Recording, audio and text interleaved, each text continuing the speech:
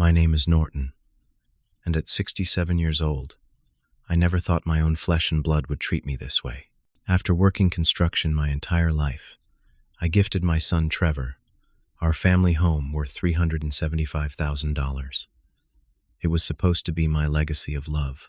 Then, while staying there temporarily after a fall, he handed me a rent agreement for my own house. The shock nearly put me back in the hospital. Before I tell you how my own son tried to profit off my generosity, let me know where you are watching from and hit that subscribe button if you have ever had to stand up to family who took advantage of you. I grew up in Millfield, one of those small Midwest towns where everybody knows your name and your business.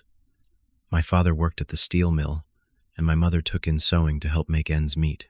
We never had much, but they taught me the value of hard work and saving for what matters. Those lessons stuck with me like concrete. When I turned 18, I started as a construction laborer, hauling materials and cleaning up job sites. The work was backbreaking, but I showed up early every day and stayed late when needed. My foreman, Jack, noticed my dedication and started teaching me carpentry skills. By the time I was 25, I had worked my way up to carpenter, and by 35, I became a foreman myself. For 40 years, I poured concrete, framed houses, and managed crews across 3 states.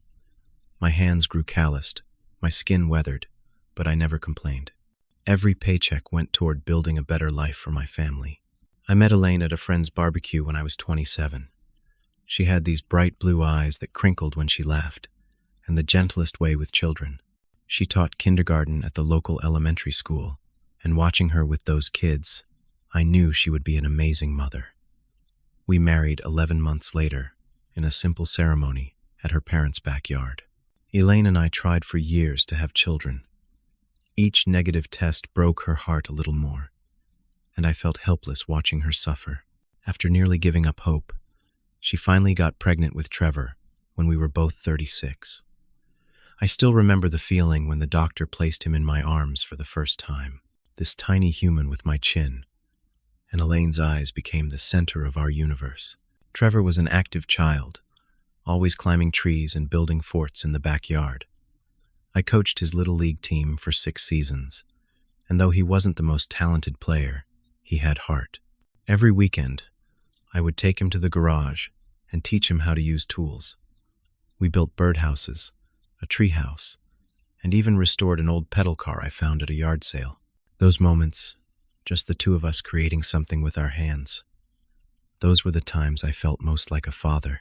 When Trevor turned 14, we started our tradition of annual camping trips to Lake Superior.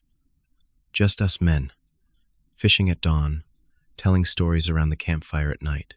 I tried to pass on everything my father taught me about being a good man. Those trips continued through his high school years, even when he became more interested in his friends and technology than spending time with his old man. Trevor did well in school, earning mostly B's with the occasional A. When he got accepted to State University, Elaine and I nearly burst with pride. He would be the first in either of our families to earn a college degree. We had been saving since his birth for this moment. $20 here, $50 there, sometimes going without so we could add to his college fund. University changed Trevor. He joined a fraternity, made friends from wealthy families, and started talking about business careers with 6-figure salaries. Sometimes when he came home for holidays, I noticed him looking around our modest house with new eyes, not with appreciation for the home that sheltered him, but like he was assessing its value and finding it lacking. Still, he graduated with a business degree, and we threw him the biggest party our backyard had ever seen. Elaine never got to see what Trevor became after college. During his senior year, she was diagnosed with breast cancer. We fought it together for 3 years. I took family leave to drive her to chemotherapy appointments, held her hand through radiation, and learned to cook her favorite meals when nothing else tasted good to her. The medical bills piled up, but we had decent insurance through my union, and I picked up weekend jobs to cover the rest. In the end, cancer took her anyway. 5 years ago this June, I held her hand as she took her last breath. Trevor flew in for the funeral, but left 3 days later, saying he had an important job interview. I understood he had his own life, but in those empty days after burying my wife of 37 years, I could have used my son's presence a little longer. After Elaine passed, the house felt too big, too quiet. I would find myself talking to her in empty rooms, expecting to hear her voice from the kitchen. At night, I would roll over in bed, reaching for her warmth, only to find cold sheets. The garden she loved so much started to wilt without her care, and I tried my best to keep her roses alive, but I never had her green thumb. Financially, I had planned carefully for retirement. 40 years in the union meant a decent pension, plus I had my Social Security and the retirement account we had built over the years. We had paid off the mortgage on the house 10 years earlier, celebrating with a small party, and Elaine ceremonially burning the final statement. Between my various income sources, I had about $4,000 a month. Not wealthy by any means, but comfortable enough if I was careful. As the first anniversary of Elaine's death approached, Trevor visited for a weekend. We sat on the back porch, drinking beer and looking at old photo albums. He had recently broken up with a girlfriend and complained about the high cost of rent in the city. Something clicked in my mind that night. Trevor was 30 years old, starting his life, while I was winding mine down. The house where he grew up, filled with memories of his mother, was sitting half empty with just me rattling around in it. That night, I made a decision that would change both our lives forever. Our house was nothing fancy, but it was solid. A 3-bedroom suburban ranch built in 1985 with a finished basement and a 2-car garage. I had maintained it meticulously over the years, replacing the roof myself when it needed it, updating the kitchen when Elaine wanted more counter space, and building a cedar deck out back where we hosted countless summer barbecues. Every corner held memories. The doorframe between the kitchen and hallway had pencil marks tracking Trevor's height from age 3 to 18. The dent in the living room wall came from the time Trevor tried to practice batting indoors when he was 9. The large oak tree in the backyard held the remains of the treehouse we built together when he was 11. The house was worth about $375,000, according to a realtor friend, representing the largest portion of my life savings and assets. I invited Trevor for Thanksgiving that year, cooking a smaller version of Elaine's traditional meal. I managed not to burn the turkey, though the mashed potatoes were a bit lumpy. After dinner, as we sat in the living room watching football, I brought out a folder with property documents. "Trevor," I said, setting my coffee mug down on the table Elaine and I had bought on our 10th anniversary, "I have been thinking about the future." "Dad, are you okay?" His face showed immediate concern. "Is it your health?" No, nothing like that," I assured him. "I am perfectly healthy for a man my age, but this house is too big for just me, and I have been thinking that it should stay in the family." I opened the folder and pushed the papers toward him. "I want to give you the house, son. Not when I die, but now, while I can see you enjoy it." Trevor stared at the documents, then at me, his mouth slightly open. "Dad, this island, I cannot believe. Are you serious?" "Dead serious," I replied, instantly regretting my choice of words. "The house is worth about $375,000. It is paid off, in good condition, and in a neighborhood where property values are rising. It would give you a solid foundation to build your life on." Trevor's eyes filled with tears, something I had not seen since he was a teenager. He stood up abruptly and embraced me, something else that had become rare in recent years. "Dad, I do not know what to say. This is too much. What about you? Where will you live?" "I have been looking at that apartment complex near the park, Westminster Village. They have nice 1-bedroom units, plenty big enough for me, 15 minutes from here, so I can still come over for Sunday dinners." I smiled, trying to keep the moment light despite the enormity of what I was offering. "I promise I will take care of it, Dad," Trevor said, his voice thick with emotion. "I will preserve everything Mom loved about this place. The garden, her reading nook, everything." He looked around the room with new eyes, not assessing its value this time, but seeing his inheritance, his legacy. I had my attorney, Bill Johnson, draw up the transfer documents the following week. Bill had been a friend since high school and handled all our legal matters over the years. He suggested including a clause that the property was transferred for family residence purposes, only as a way to protect against immediate sale for profit. At the time, I thought it was just standard legal language. I never imagined how important that clause would become. In January, I signed the house over to Trevor. The moment when I handed him the keys as the new owner brought both joy and a strange sense of loss. This house represented 40 years of my life with Elaine, and now I was walking away from it. But seeing the pride in Trevor's eyes made it worthwhile. I moved into my apartment the following week. It was an adjustment, going from a 3-bedroom house to a 1-bedroom apartment, but there was something freeing about having less space to maintain. The complex had a small gym, a community room where residents played cards on Thursdays, and a patch of garden where I could tend a few tomato plants. For the first 3 months, everything seemed perfect. Trevor invited me over for dinner every Sunday, proudly showing off small improvements he had made to the house. He painted the guest bedroom, installed a new ceiling fan in the living room, and talked about updating the appliances in the kitchen. We fell into a comfortable routine. I would bring dessert, usually pie from the bakery near my apartment, and Trevor would cook the main meal. Sometimes he would ask for advice about home maintenance, and I would feel useful, needed. In those moments, I felt like I had made the right decision. Trevor's 30th birthday fell on a Saturday in April. He invited about 20 friends plus me for a backyard barbecue. I arrived early to help set up and was touched to see he had kept Elaine's flower garden intact, with spring tulips blooming just as she had planted them. The party was lively, with Trevor's friends from work and college filling our old home with laughter. I stayed until about 9, then quietly slipped out, leaving the younger folks to their celebration. Looking back, that party was the last truly happy family gathering we would have. The first warning sign came about a month later. Trevor mentioned in passing that he was having a housewarming party. When I asked when it was scheduled, he looked uncomfortable and admitted it had happened the previous weekend. "Sorry, Dad," he said, not quite meeting my eyes. "I figured it would be mostly my work friends, and you would be bored." I nodded and said I understood, but the exclusion stung more than I let on. It was his house now, but it felt strange to know a party had happened in my former home without my knowledge. Little did I know, this was just the beginning of being pushed out of his life. Over the next several months, I noticed a shift in Trevor's social circle.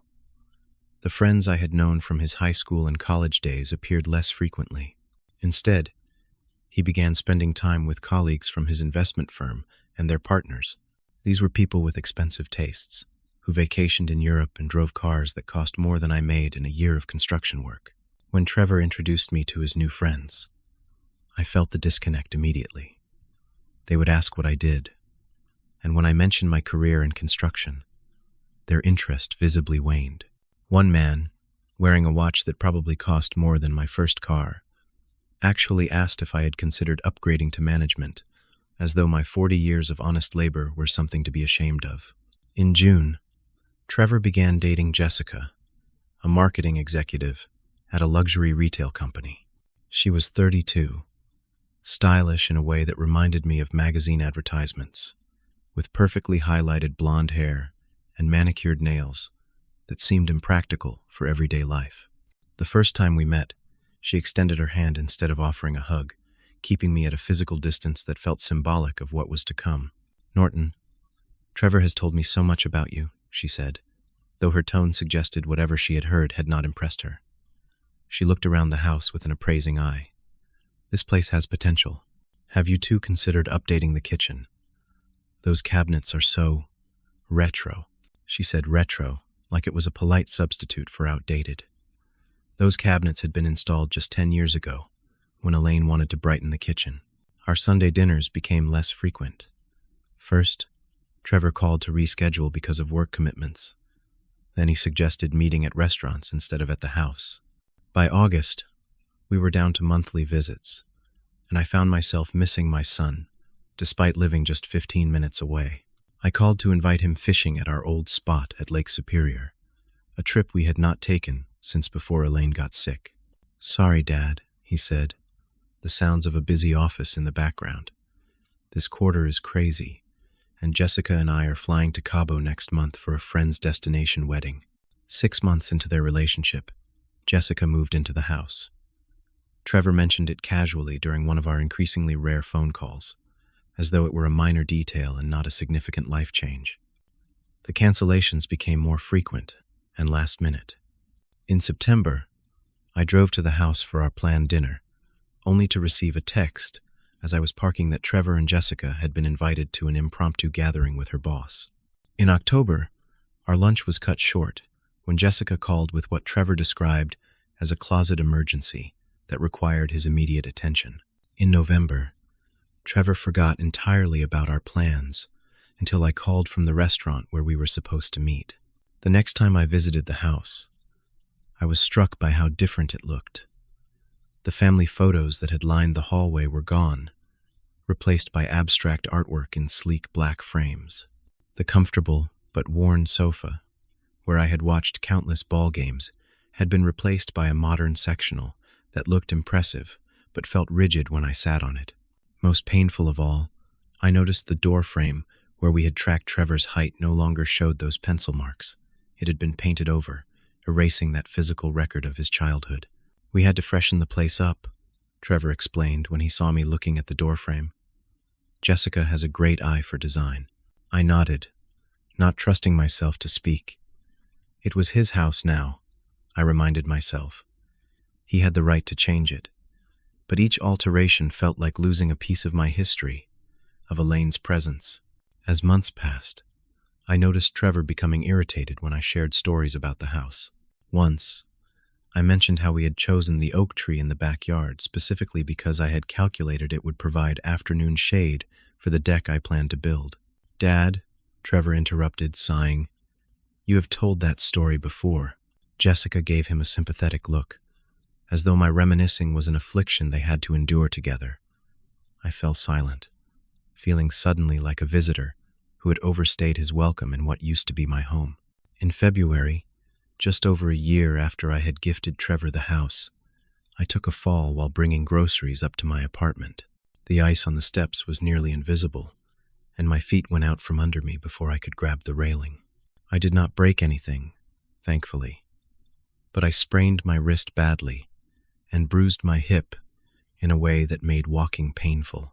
My neighbor George found me and helped me inside, then drove me to the urgent care center. The doctor recommended limited movement for at least 2 weeks, with someone to help me with daily tasks. George offered his spare room, but he was 72 himself, and not in a position to assist much physically. With few options, I called Trevor and explained the situation. There was a long pause on the line. "Let me check with Jessica," he finally said. "We have been using the guest room for storage, but I am sure we can figure something out." That hesitation, the need to consult before offering help to his injured father, spoke volumes about how our relationship had changed. But I was in pain and needed assistance, so I swallowed my pride. 2 days later, Trevor picked me up from my apartment and drove me to the house. Jessica greeted me at the door with what seemed like a rehearsed smile. "We cleared out some space in the guest room," she said, leading me down the hallway to the smallest bedroom, the one that had once been Trevor's childhood room. The room was half filled with storage boxes, exercise equipment, and what appeared to be shopping bags from luxury stores. The twin bed had been hastily made up with sheets I did not recognize. Nothing about the space welcomed me or acknowledged that I had once owned this entire house. "We have a few house rules," Jessica said, handing me a printed sheet of paper, "just to make sure everyone is comfortable while you recuperate." The rules included restricted kitchen access hours, designated bathroom times, and a request to text before entering common areas of the house. I felt like an exchange student rather than a father staying with his son. "Thanks for accommodating me," I said, folding the paper without commenting on its contents. "I should be back on my feet in 2 weeks or so." "No rush," Jessica said, though her tone suggested the opposite. "We are happy to help family in need." That night, eating dinner alone in the guest room, because I had missed the designated kitchen hours, I felt a profound sense of displacement. This house that I had built a life in, where I had raised my son and loved my wife, now felt foreign and unwelcoming. I was a guest, and not a particularly welcome one, in the space that had once been entirely mine. My medical bills from the fall added up quickly. Though I had Medicare, it did not cover everything. Physical therapy sessions, specialized medications for the pain, and transportation to medical appointments, since I could not drive with my injured wrist, all added to the cost. By the end of the first month, I was looking at about $12,000 in out-of-pocket expenses. This financial strain came at the worst possible time. 3 months earlier, I had invested $40,000 in a friend's construction business. Frank had been my coworker for 20 years before starting his own company, and the investment seemed sound. But a major client had backed out of a project, leaving Frank's company in financial trouble and my investment at risk. With these concerns weighing on me, I approached Trevor one evening after Jessica had gone to bed. He was in the living room, working on his laptop with spreadsheets open. "Trevor, I hate to ask this," I began, lowering myself carefully onto the uncomfortable modern sofa, but I was wondering if I could stay here a bit longer than the 2 weeks we originally discussed, just until I am more mobile and can figure out my financial situation. Trevor looked up, his expression guarded. "What is going on with your finances, Dad? I thought you were set for retirement." I explained about the medical bills and the investment in Frank's business. "It is temporary," I assured him. "Just a cash flow issue while things get sorted out." "Let me talk to Jessica," Trevor said, closing his laptop. "She has been stressed about work lately, and having someone else in the house has been an adjustment for her." The next morning, Trevor informed me that they would allow me to stay for another month, but not in the guest room. Jessica needed that room for her home office, he explained, so I would need to move to the basement. The basement that I had finished with my own hands, installing drywall, flooring, and a small bathroom that had been intended as a future apartment for my own aging parents, though they had passed before they needed it. "The pull-out couch down there is pretty comfortable," Trevor said, not meeting my eyes. "And you will have more privacy." Privacy was a polite way of saying I would be out of sight, less likely to interfere with their daily lives. I agreed, having few alternatives, and moved my belongings to the basement that weekend. Life in the basement was lonely. I could hear footsteps above me, but rarely interacted with Trevor or Jessica, except in passing. My meals were solitary affairs, eaten at the small table I had set up near the basement window. I spent most days reading books from the public library, taking slow walks around the neighborhood to rebuild my strength, and calling old friends from my construction days. After 3 weeks in this arrangement, I was sitting in the kitchen one evening, when Trevor and Jessica returned from dinner out. Jessica's eyes widened slightly at finding me there, as though she had forgotten I was living in the house. "Norton," she said with a tight smile. "How nice to see you up and about." Trevor placed his keys on the counter and cleared his throat. "Dad, I have been meaning to talk to you about something." He pulled out a chair across from me and set down a folder similar to the one I had given him when I offered him the house. The irony was not lost on me. "Jessica and I have been discussing the situation," he began, opening the folder to reveal what appeared to be a rental agreement. "We think it would be best if we formalized your stay here." I stared at the document, not fully comprehending what I was seeing. "This is a month-to-month rental agreement," Trevor continued, his voice taking on the professional tone he probably used with clients. $800 per month, plus a share of the utilities. It is actually below market rate for the area. The shock must have shown on my face, because Trevor quickly added, "It is just business, Dad. We have expenses," and Jessica pointed out that having someone living in the house full-time adds to those costs. "You want me to pay rent," I said slowly, "for staying in the house that I gave you." "The house that you gifted me," Trevor corrected, as though the terminology made a difference. "It is my property now, and Jessica and I have financial goals that we need to consider." I sat in stunned silence, looking at my son across the table. In that moment, he was unrecognizable to me. This young man in an expensive button-down shirt, explaining why his father should pay him for shelter. "I need to think about this," I finally said, standing up carefully to avoid putting weight on my still tender hip. "Of course," Trevor said, looking relieved that I had not made a scene. "Take the agreement with you and let me know by the end of the week." I took the folder and retreated to the basement, my sanctuary and my prison. Sitting on the edge of the pull-out couch, I opened the rental agreement and read it carefully. $800 monthly rent, plus 1/3 of all utilities. Security deposit of $1,600. Restrictions on guests, noise, and use of common areas. In essence, I would be paying my son for the privilege of living in a basement I had built, in a house I had given him out of love and generosity. The financial reality was stark. With my medical bills and the troubled investment, $800 a month would strain my fixed income significantly. I would need to dip into my remaining savings, which were meant to sustain me through my retirement years. As I sat contemplating my options, I heard raised voices from upstairs. Trevor and Jessica were arguing, their words muffled by the floor between us, but their tones clearly tense. I moved closer to the stairs, not intending to eavesdrop, but drawn by the intensity of their conversation. "He is my father, Jess," Trevor was saying, his voice strained. "I cannot just throw him out." "I am not saying throw him out," Jessica replied, her voice sharper. "I am saying he needs to contribute.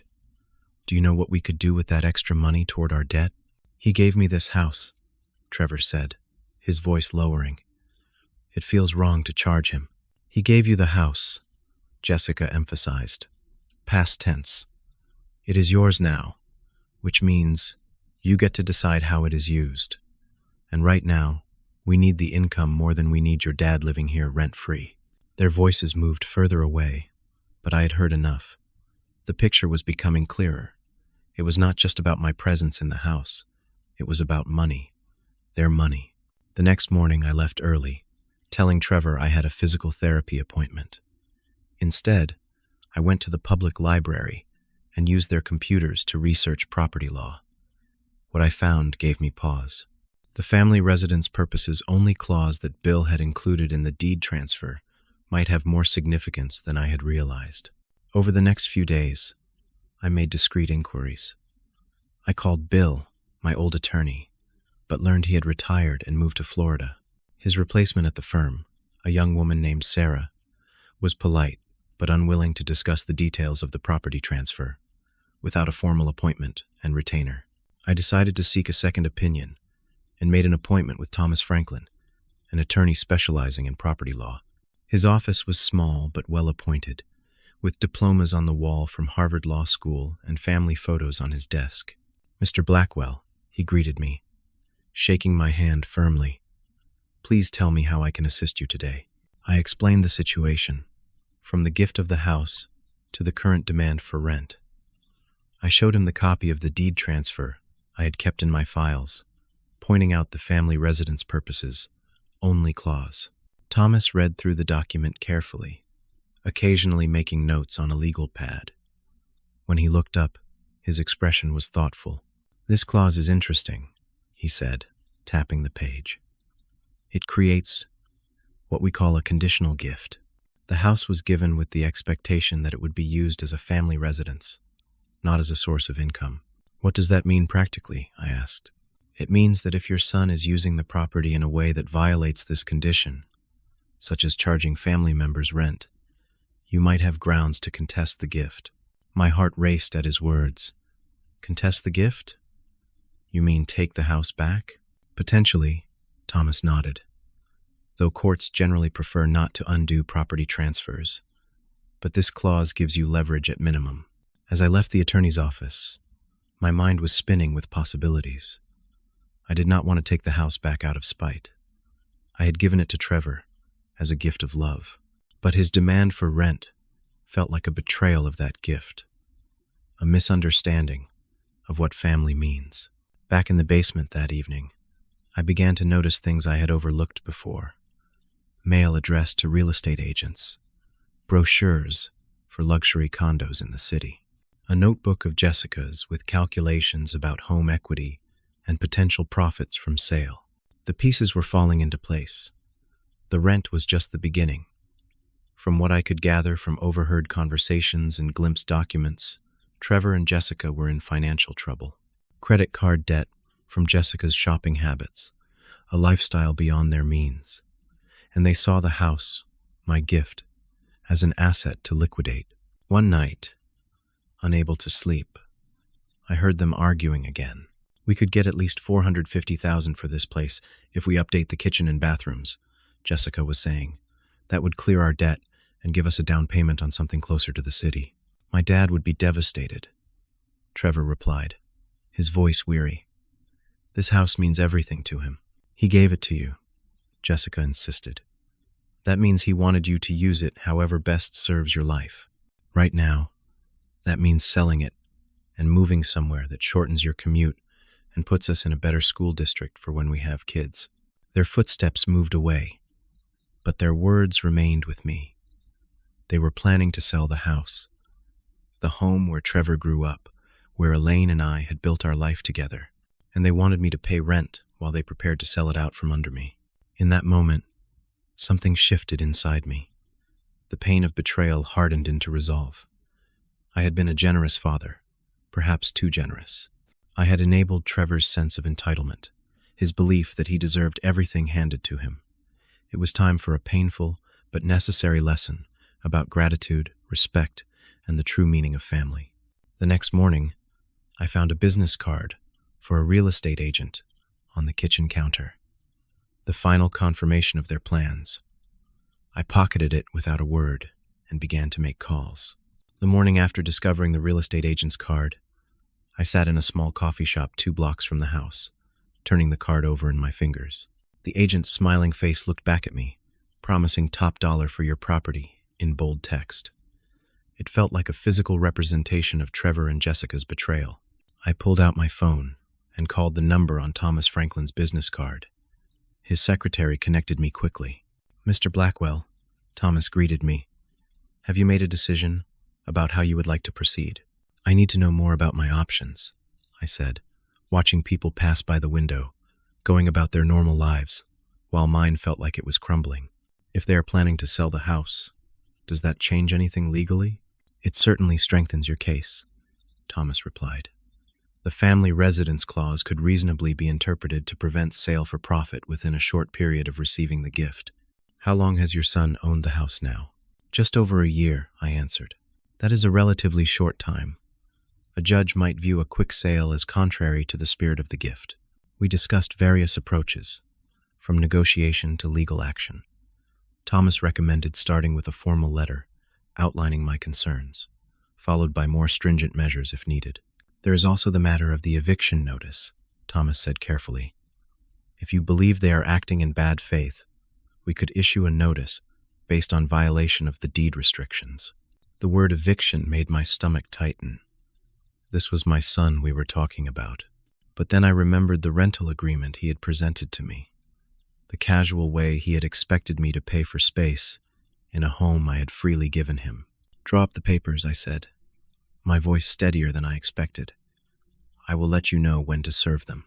After leaving the coffee shop, I walked slowly through the neighborhood, passing houses where I had watched children grow up, where I had helped neighbors with repairs, where Elaine and I had attended countless barbecues and holiday parties. This community had been my home for decades, and soon it would belong to my past. Back at the house, I found Trevor and Jessica gone, a note on the kitchen counter saying they had gone to brunch with friends and would be back in the afternoon. I took the opportunity to investigate further, feeling justified in my snooping, given what I had learned. In the home office that had once been our family room, I found bank statements showing credit card debt exceeding $40,000. Most of the charges were for clothing stores, high-end restaurants, and weekend getaways. There were brochures for kitchen remodeling services and notes about increasing the home's value before sale. Most telling was a draft email to the real estate agent on Trevor's computer, left open in his haste to leave. We are hoping to list within the next 2 months, he had written. Once we resolve the current tenant situation. Tenant situation. That is what I had become, in my son's eyes. A tenant. An obstacle to be resolved before they could profit from my gift. Over the next week, I gathered documentation of everything. I photographed the renovation brochures, took screenshots of conversations I was privy to, and kept a journal of overheard discussions about selling the house. I forwarded everything to Thomas Franklin, building what he called a compelling case for deed violation. I also met with several of my old construction colleagues who still worked in the industry. They confirmed what I had suspected about the renovations Trevor and Jessica were planning. Basic cosmetic updates, not for enjoyment, but to maximize selling price. One friend, Miguel, who specialized in kitchen remodeling, mentioned that Trevor had contacted him for an estimate. He said it was his house, but something felt off, Miguel told me over coffee. Now I understand why. You built half that kitchen yourself, Norton. Armed with this information, I had Thomas draw up formal eviction papers based on violation of the deed restriction. The document cited use of property for commercial purposes, contrary to family residence restriction, and intent to sell for profit in violation of gift conditions. As I sat in Thomas's office signing the papers, a profound sadness washed over me. How had we reached this point? What had happened to the boy who had looked up at me with adoration as I taught him to hammer his first nail? When had my son become someone who could take my greatest gift and see it only as a financial asset? Are you sure about this, Mr. Blackwell? Thomas asked, noticing my hesitation. There are less drastic measures we could try first. I thought about the rental agreement Trevor had presented to me, about Jessica's dismissive attitude, about the pencil marks on the doorframe that had been painted over, erasing the physical record of Trevor's childhood that Elaine and I had so carefully maintained. I am sure, I said, signing my name with a steady hand. Sometimes the kindest thing a parent can do is teach a difficult lesson. Thomas nodded, understanding in his eyes. I will have these served next week, unless you tell me otherwise. Thank you, I said, standing to leave. And Thomas? Make sure they understand this is not just about the money. This is about respect, gratitude, and honoring the spirit of a gift given in love. As I left the office, I felt a strange mixture of sorrow and resolve. The path ahead would be painful for all of us, but sometimes pain is necessary for growth. I had one more stop to make before returning to the house. I drove to the cemetery where Elaine was buried, something I did when facing difficult decisions. Her grave was well maintained, with fresh flowers I had placed the previous week. I sat on the small bench nearby and spoke to her as I often did. I do not know if I am doing the right thing, Elaine, I said softly, but he needs to understand that family means more than financial transactions. You cannot put a price tag on love. A gentle breeze stirred the flowers on her grave, and I took it as a sign of her agreement. Elaine had always been the compassionate one in our relationship, but she had also believed in consequences for actions. She would have been heartbroken by Trevor's behavior, but would have supported teaching him this difficult lesson. With renewed determination, I returned to the house, ready for the confrontation that was sure to come. The Sunday dinner had been Jessica's idea, ironically enough. She had texted me that morning, saying she and Trevor wanted to discuss the rental situation over a proper meal. I replied that I would be there, knowing that the evening would unfold very differently than they anticipated. I spent the day mentally preparing myself. I wrote down key points I wanted to make, practiced keeping my voice calm, and reminded myself that this confrontation was not about punishing Trevor, but about teaching him an important lesson about family and gratitude. At 6 o'clock, I climbed the stairs from the basement to the dining room. Jessica had ordered takeout from an upscale Italian restaurant, the food arranged on our old family plates in an attempt to make it look homemade. Trevor was opening a bottle of wine, an expensive label I recognized from my retirement party. "Dad," he greeted me with forced cheerfulness. "Hope you are hungry. Jessica got your favorite, lasagna." Lasagna had been Elaine's favorite, not mine. I preferred spaghetti and meatballs, something Trevor would have known if he had been paying attention all these years. But I smiled and took my seat at the table, the eviction notice folded in my pocket. So, Jessica began after we had served ourselves. Have you had a chance to look over the rental agreement? We were thinking you could sign tonight and we could settle the first month's payment. Trevor looked uncomfortable, but nodded along with Jessica's words. It is really just formalizing things, Dad, making sure everyone knows where they stand. I took a small bite of lasagna, chewed thoughtfully, and set my fork down. I have given it a lot of thought, I said carefully, and I have come to a decision about my living situation. They both leaned forward slightly, Jessica's smile fixed in place. Before we discuss that, I continued, I am curious about something. What are your plans for this house long term? The question caught them off guard. Trevor glanced at Jessica, a silent communication passing between them. Well, Trevor said slowly, we have not really decided anything definite. Really? I raised an eyebrow. So the real estate agent's card, the renovation brochures, the emails about listing the property within 2 months, those aren't definite plans? The color drained from Trevor's face. Jessica's fork clattered against her plate. You went through our things? She asked, indignation rising in her voice. I saw what was left in plain sight, I replied calmly, and I overheard conversations. The walls in this house aren't as thick as you might think. I built them, after all. Trevor set his wine glass down with shaking hands. Dad, I can explain. I think I understand perfectly, I said, reaching into my pocket and withdrawing the folded document. You are planning to sell the house I gave you, the house where you grew up, where your mother and I built our lives together. And in the meantime, you want me to pay you rent to stay in the basement. I placed the eviction notice on the table and slid it toward them. This is my response to your rental agreement. Trevor stared at the document without touching it. What is this? It is an eviction notice, I said, keeping my voice level, based on violation of the deed restriction that the property be used for family residence purposes only, not for commercial gain. Jessica snatched up the paper, her eyes scanning it rapidly. This is ridiculous. You gave Trevor this house. It is his property. I gave it with conditions. I corrected her. Conditions that are legally binding and that you have violated by attempting to charge family members rent and planning to sell for profit. You cannot do this, Trevor said, his voice rising. We have rights. You have obligations, I countered. Obligations that come with accepting a gift of this magnitude. One of those obligations was to respect the spirit in which the gift was given. It was not given so you could turn around and sell it for a profit. It was given to provide you security, to keep our family home in the family. Times change, Dad, Trevor said, attempting a reasonable tone. Jessica and I have financial goals, career considerations, and debt, I added. Significant credit card debt from living beyond your means. Jessica's face flushed with anger.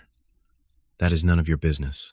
It became my business when you decided to use my gift to solve your financial problems, I said. When you decided that charging your father rent in his own house was an acceptable solution. The tension in the room was palpable. Through the dining room window, I noticed Mrs. Peterson from next door, walking her dog, glancing curiously at our house, as raised voices became audible. This is insane, Trevor said, pushing back from the table. You cannot take back a gift just because you do not like how we are using it. Actually, I can, I said. The attorney has confirmed that the deed restriction gives me that right. But Trevor, this is not about the house itself. This is about what the house represents. What are you talking about? Trevor demanded. The house represents family, history, legacy, I explained. It represents the sacrifices your mother and I made to provide you with a stable home. It represents 40 years of memories that you were willing to erase for a profit. We need the money, Jessica interjected, her composure cracking. Do you have any idea how expensive it is to maintain our lifestyle? The country club membership alone is $3,000 a year. And there it was. The truth laid bare. The house, my gift of love, was nothing more than a financial asset to them, a means to an end. The eviction notice gives you 30 days, I said, standing up from the table. I suggest you use that time to find alternative accommodations and reassess your priorities. Trevor stood as well, his face a mask of anger and betrayal. If you do this, he said, his voice low and dangerous, we are done. Do you understand? You will no longer have a son. The words cut deep, but I had anticipated them. I will always be your father, Trevor. But right now, you are not acting like my son. The boy I raised would never have demanded rent from his father in a house that was freely given out of love. This is all your fault, Jessica said suddenly, turning to Trevor. I told you we should have sold immediately, before he could change his mind. Jessica, Trevor warned, but she was beyond caring. We need that money, she continued, her voice rising.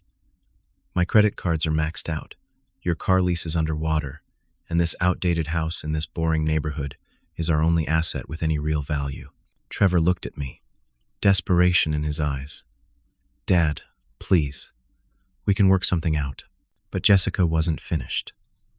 The only reason we haven't listed it yet is because we needed to get rid of him first, she said, gesturing toward me dismissively. No one wants to buy a house with an old man living in the basement. The cruelty of her words hung in the air. Trevor didn't contradict her or defend me. His silence was confirmation enough. I picked up the eviction notice and placed it back in my pocket. You will receive this officially tomorrow. 30 days, Trevor. Then I expect you both to be gone. As I turned to leave the dining room, I heard Mrs. Peterson's voice from the open window. Everything all right in there, Norton? I thought I heard shouting. Everything's fine, Margaret. I called back, giving her a small wave. Just a family discussion. Well, if you need anything, you know where to find me, she replied, concern evident in her voice. Her concern touched me. In this neighborhood where I had lived for decades, people still looked out for each other. Community still mattered. It was one of the values I had tried to instill in Trevor, apparently without success. As I descended the stairs to the basement, I heard Trevor and Jessica's argument escalate. Accusations flew. Blame was assigned, but neither of them acknowledged their own role in what had transpired. That night, lying on the pull-out couch in the basement of what had once been my home, I felt an overwhelming sense of loss. Not just of the house itself, which I had already grieved when I gave it away, but of the relationship with my son that I had thought was solid and loving.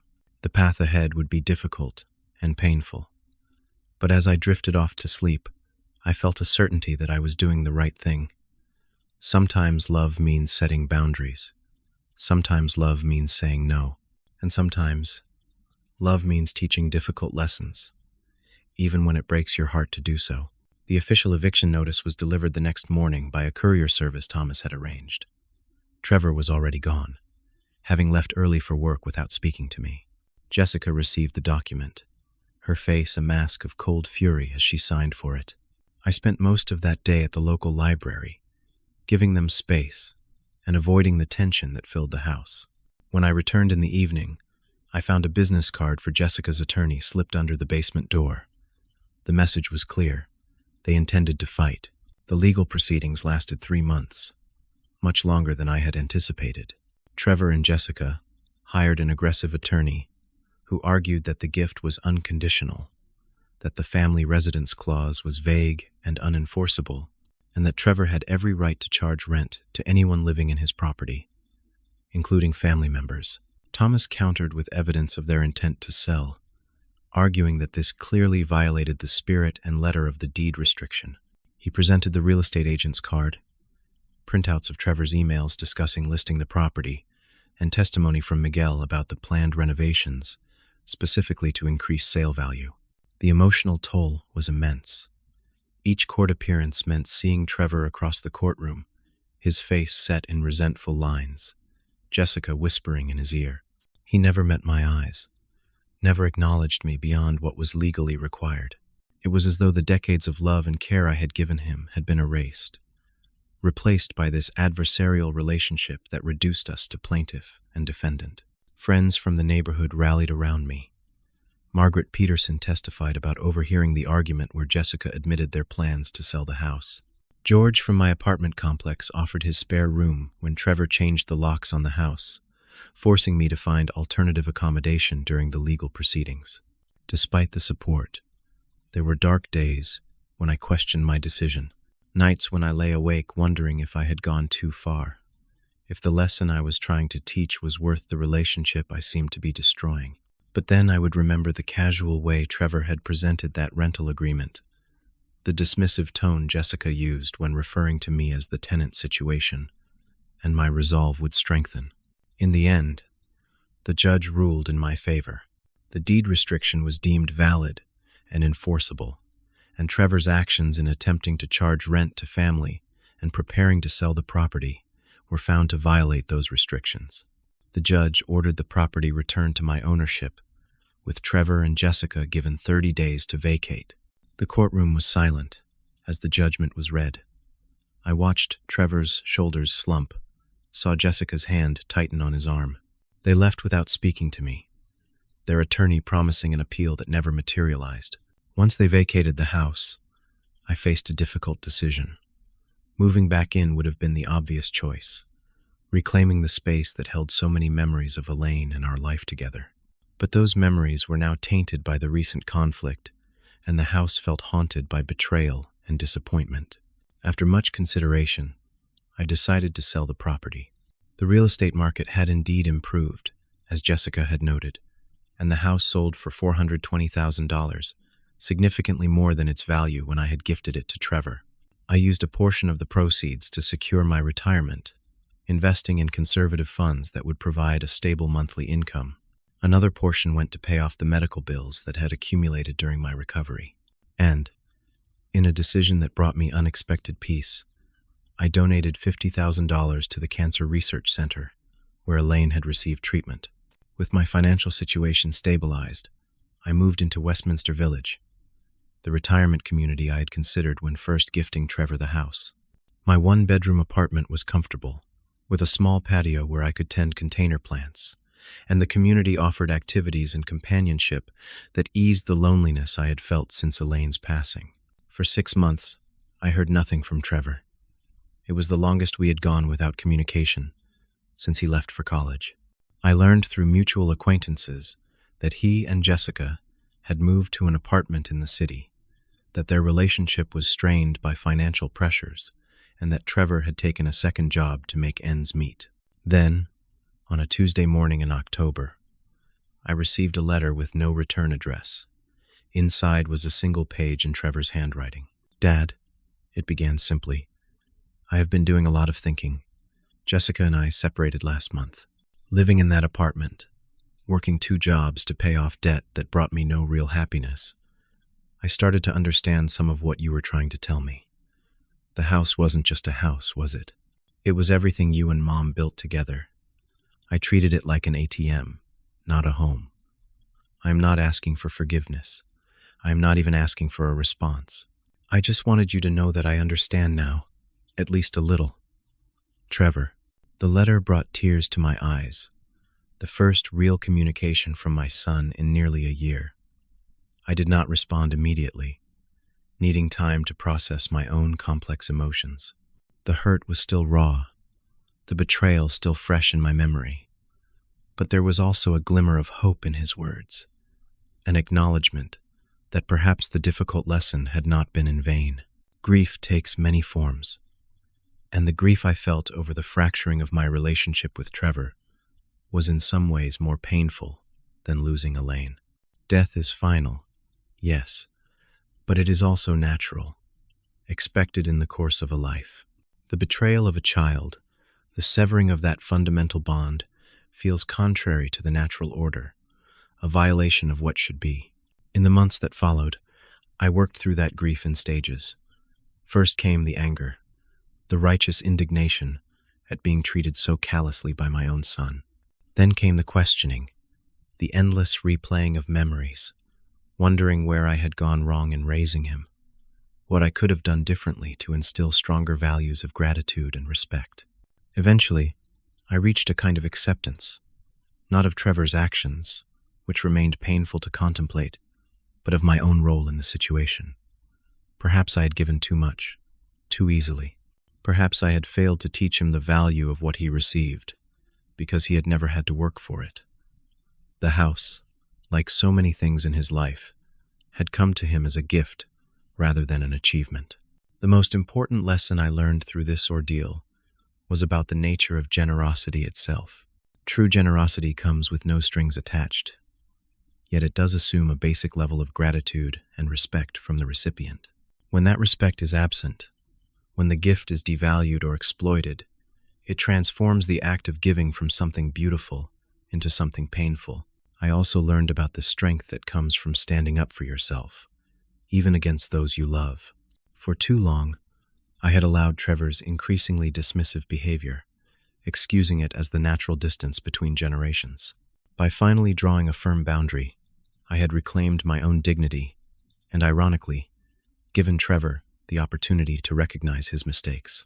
6 months after receiving Trevor's letter, I sent one of my own. I did not offer easy forgiveness or pretend that everything could immediately return to normal. Instead, I suggested a coffee meeting, a neutral space where we might begin the long process of rebuilding what had been broken. He accepted. Our first meeting was awkward, filled with long silences and careful words, but it was a beginning. Trevor was humbler than I had seen him in years, the entitled attitude replaced by a new awareness of consequences. Jessica was no longer in his life, their relationship another casualty of the misaligned values that had led to our conflict. I do not know if Trevor and I will ever fully repair our relationship. Some wounds leave permanent scars, and trust, once broken, is the most difficult thing to restore. But I have hope that from the ashes of this painful chapter, something new, and perhaps stronger, might emerge. A relationship based on mutual respect rather than obligation, on appreciation rather than expectation. The house is gone now, sold to a young family with 2 small children who will create their own memories within its walls. Elaine's garden has been replanted, the deck where we spent summer evenings has been restained, and new pencil marks will someday trace the growth of different children on a different doorframe. Life continues its cycle. Homes change hands, families evolve, relationships transform. What remains constant is the need for love, respect, and gratitude between generations. Without these foundations, even the most generous gifts become hollow, and the strongest family bonds can unravel. If there is wisdom to be found in my story, perhaps it is this: give freely, but wisely. Love unconditionally, but do not allow that love to be exploited. And remember that sometimes the greatest act of love is holding those we care about accountable for their actions, even when doing so breaks our hearts. Have you ever had to make the difficult choice between maintaining peace and standing up for what is right? I would love to hear your stories in the comments below. If this story resonated with you, please hit that like button and subscribe to hear more reflections from a life lived through both joy and heartbreak. Share this with someone who might be struggling with family boundaries, and remember that sometimes the hardest lessons are the ones most worth teaching. Thank you for listening, and may you find the courage to honor both generosity and self-respect in your own family relationships.